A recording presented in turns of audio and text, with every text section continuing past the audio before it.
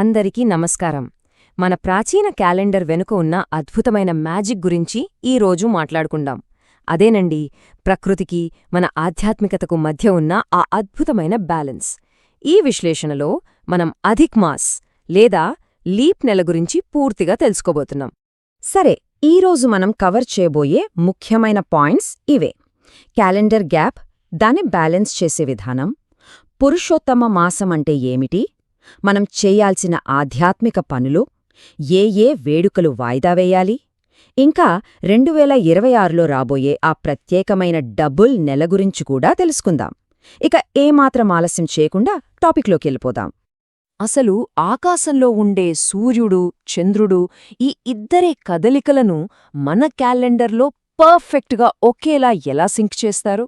ఎప్పుడైనా ఆలోచించారా?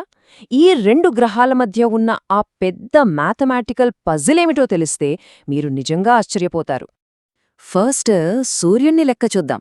భూమి సూర్యుని చుట్టూ తిరిగి రావడానికి పట్టే ప్రామాణిక సౌర సంవత్సరం సరిగ్గా 365 రోజులు ఉంటుంది.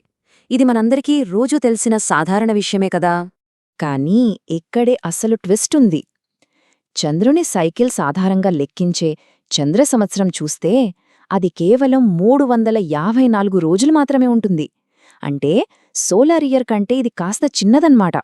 సో ఇక్కడ మీరు గమనిస్తే సౌర సంవత్సరానికి, చంద్ర సంవత్సరానికి మధ్య ప్రతి ఏటా సుమారు 11 రోజుల గ్యాప్ వస్తోంది.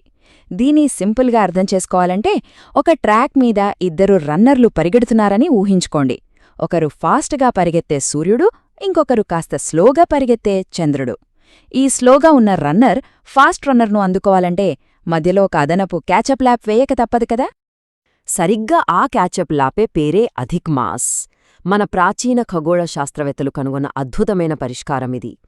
ఈ ఎక్స్ట్రా నెలను మన హిందూ క్యాలెండర్కు యాడ్ చేయడం వల్ల మన పండుగలు, ఋతువులు అన్నీ ప్రకృతితో పర్ఫెక్ట్గా సింక్ అవుతాయి. ఏదీ అటూ ఇటూ అవదనమాట. అయితే ఈ ఎక్స్ట్రా నెలను ఎప్పుడు పడితే అప్పుడు యాడ్ చెయ్యరు సుమా. విక్రమ్ సంవత్ క్యాలెండర్ ప్రకారం దీనికొక పక్కా లెక్క ఉంది. ఖచ్చితంగా చెప్పాలంటే సుమారుగా ప్రతి 32 నెలల 16 రోజులకు ఒక్కసారి ఈ అధిక్ మాస్ క్యాలెండర్లోకి వస్తుంది. మన ప్రాచీన సైన్స్ ఎంత యాక్యురేట్గా ఉంటుందో ఇక్కడ మనం అర్థం చేసుకోవచ్చు. మ్యాథ్స్ సంగతి పక్కన పెడితే ఇప్పుడు మనం కొంచెం ఆధ్యాత్మిక కోణంలో ఆలోచిద్దాం.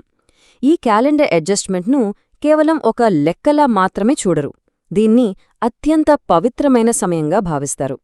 అందుకే దీనికి పురుషోత్తమ మాసం అని పేరు. ఈ నెల పూర్తిగా శ్రీ మహావిష్ణువుకు అంకితం. మన పాత కర్మలను కడిగేసుకుని ఆధ్యాత్మికంగా మరింత ఎదగడానికి ఇంతకంటే మంచి సమయం ఉండదు. అసలు పురుషోత్తమ మాసం మెయిన్ ఫోకస్ అంతా కూడా మనల్ని మనం ఇన్నర్గా క్లీన్ చేసుకోవడం మీదే ఉంటుంది. ఇదొక సాధారణ నెల కాదు. పూర్తిగా మన భక్తిని పెంచుకోవడానికి, భగవంతుని ఆశీర్వాదాలు పొందటానికి డిజైన్ చెయ్యబడిన ఒక అద్భుతమైన డివైన్ విండో. మరి ఈ టైంలో ఏం చేయాలి? దానాలు చేయడం, ముఖ్యంగా సాయంత్రం వేళల్లో దీపదానం చేయడం ఎంతో పవిత్రం. అలాగే మంత్రజపం, ఉపవాసాలు ఉండటం, భగవద్గీత లేదా విష్ణు పురాణం పారాయణం చేయడం ఇవన్నీ ఈ నెలలో చాలా పవర్ఫుల్ ఫలితాలనిస్తాయి. అన్నదానం, గోసేవ లాంటివి చేయడం వల్ల విశేషమైన పుణ్యం వస్తుంది. ఇక్కడొక ఇంట్రెస్టింగ్ డ్యుయాలిటీ ఉంది, గమనించారా?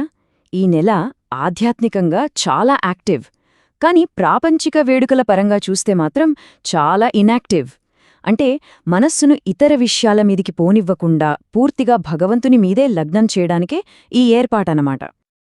అందుకే పెళ్ళిళ్ళు, గృహప్రవేశాలు, నామకరణాలు, భూమి పూజలు లేదా కొత్త వ్యాపారాలు లాంటి పెద్ద పెద్ద లైఫ్ ఈవెంట్స్ను ఈ నెల్లో పూర్తిగా పక్కన పెట్టేస్తారు. ఇదేదో గుడ్డిగా నమ్మే మూఢనమ్మకం కాదు. భౌతికమైన హడావిడి, సెలబ్రేషన్స్ వల్ల మన ఆధ్యాత్మిక ఫోకస్ ఎక్కడా డిస్టర్బ్ కాకూడదనే ఉద్దేశంతో చేసిన ఒక కాన్షియస్ చాయిస్. ఇప్పుడు కొంచెం ఫ్యూచర్లోకి వెళ్దాం. 2026లో ఒక రేర్ అద్భుతం జరగబోతోంది. అదే డబుల్ జ్యేష్ఠ మాసం. అంటే 2026 విక్రమ్ సంవత్ క్యాలెండర్లో 12 నెలలకు బదులుగా ఏకంగా 13 నెలలుండబోతున్నాయి. అంటే మన సాధనకు, భక్తికి ఒక నెల ఎక్స్ట్రా బోనస్ అనమాట. 2026 డబుల్ నెల ఎప్పుడు వస్తుందో ఎగ్జాక్ట్ డేట్స్ చూద్దాం. మే 17న అధిక్ మాస్ మొదలై జూన్ 15 వరకు ఉంటుంది. ఈ పవిత్రమైన విండోని మన క్యాలెండర్స్లో మార్క్ చేసి పెట్టుకుంటే ఆ టైంను పూర్తిస్థాయిలో ఆధ్యాత్మికంగా వాడుకోవచ్చు. సో చివరగా ఒక చిన్న ప్రశ్నతో ఈ విశ్లేషణను ముగిస్తాను. ఖగోళశాస్త్రం, గణితం కలగలిపి మనకు గిఫ్ట్గా ఇస్తున్న ఈ అదనపు నెలను మన మనస్సును ప్రశాంతంగా ఉంచుకోడానికి, అంతర్గతంగా ఎదగడానికి మనం ఎలా వాడుకోబోతున్నాం? ఇది కేవలం క్యాలెండర్లో వచ్చే ఒక అడ్జస్ట్మెంట్ కాదు, మనల్ని మనం పూర్తిగా రీఫ్రెష్ చేసుకోవడానికి వచ్చిన ఒక అద్భుతమైన ఛాన్స్. దీని గురించి తప్పకుండా ఒకసారి ఆలోచించండి.